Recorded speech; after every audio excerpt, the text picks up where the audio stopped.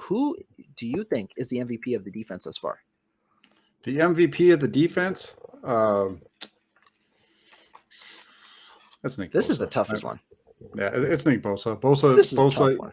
He got an extra half of a sack today. The NFL made a change on one of the tackles, one of the sacks, and gave him a half a sack. So he is tied for the NFL lead at 8.5, which is pretty good when you consider he missed a game and a half so far, right, due to the injury. So Nick Bosa is your MVP on the defense.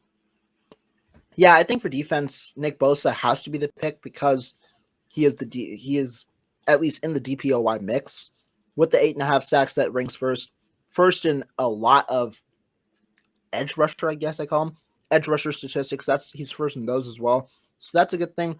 But Fred Warner has been a guy who's played pretty well this year. He's a dark horse candidate as well as Trevarius Ward, just because the 49ers haven't had that level of cornerback play this year. I mean, in general. So that's another benefit.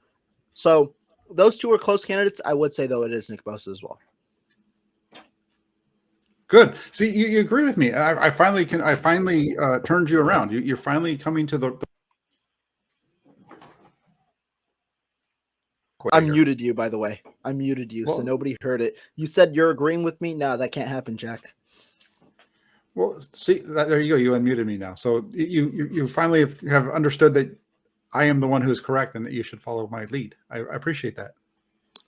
Everybody here who follows Jack Hammer on Twitter, on YouTube, he's a fraud. Do not follow him. Do not go to the Santa Rosa Press Democrat. Nobody writes there. Nobody knows what that is. Do not write. Do not go there. Never ever subscribe to Jack stuff. But no, talking real. Talking about the most improved player on the defense, who do you think that should be? The most improved player on the defense. It's Talanoa Hufanga. Just from where he was last year, I think you saw glimpses of it, but he's been really good this year. I know there's some stuff out there with missed tackles, and that's definitely been a case. I saw one of them on Sunday. Where it could have been a tackle for a short gain. It was a little bit longer earlier on in the game.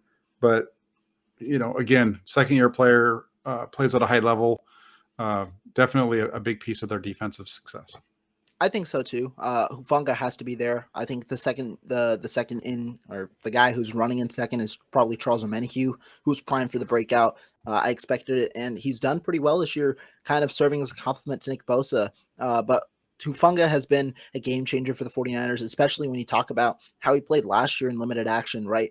In I think it was week 9 against the Arizona Cardinals, where he was burnt at times when playing the deep end at safety. But a great year thus far from Hufanga, minus the missed tackles. That's been an issue at times over the last few weeks, but Hufanga has done a good job. And yeah, he's kind of ensured confidence in that safety position without Jimmy Ward. There you go. I agree. That's a good one as well. And we also have Odd Job coming in with Diameter Lenore. I think he really likes him for the and I think that's to an extent that's correct. I think case. Diameter Lenore's really shown he's really stepped up, and I know the numbers don't look all that great with him, but I don't know, man. I thought he did a pretty good job against the Rams. When he was playing inside at the slot, and he was covered up a lot with number 10. Cup. Yeah. I don't remember the Rams getting into the end zone. Yeah, and I mean, even in week 4 when they were covered up, and Lenore was tasked to play all 74 snaps in that game, Kupp had 14 catches, but for 122 yards with a very low ADOT. Overall, it was a pretty good game defensively to keep him to low, small gains every time. Yes, agree. What about the most disappointing player in the defense? The most disappointing player on the defense, I think when you're looking at that, it would be the injury to Kinlaw. I think it's most disappointing, just because it could be between Kinlaw and Eric Armstead. Really, the injuries there have weakened them a little bit inside. I don't think it's been anything major, but still, you look ahead at what's ahead, and you're going to want to have at least one of those guys healthy when you get to Seattle on the 15th of December, because that's going to be very important. You're right. I think for me, I'll go in a different direction, and that's because I don't want to place an emphasis too much on the injuries, especially the ones that have kept him out of games. But the player that I am picking has been injured a little bit as well, and that's Jimmy Ward. I Yeah. think he, to me, will be, just because he's played out of position now for the last 2 weeks. I don't think he's as comfortable. He even acknowledged he's not as comfortable in this position as he is at free safety. I think his because he's not able to use his hands to jam players at the line of scrimmage, one of the biggest facets of his coverage ability, because of that broken hand, because of the club, I don't think that he's been able to utilize his coverage ability to the best of his abilities, and that has limited him because he's not. It's not like like his traits are the reason why he's able to be such a good coverage player. It's because of his technique and his talent with his footwork and his hand placement. And so, to me, that's where I think, because that's lacking right now, Jimmy Ward hasn't looked like the player that you might expect him to be, and also because he's playing out of position at cornerback. So to me, unfortunately, Jimmy Ward is probably that player for me. Yeah, with Jimmy Ward, here's the thing: is you got to go back, and he was a slot corner for early on in his career. In 2014, after he got drafted, Vic Fangio and Jim Harbaugh put him in there to get him on the field playing, as their starting slot.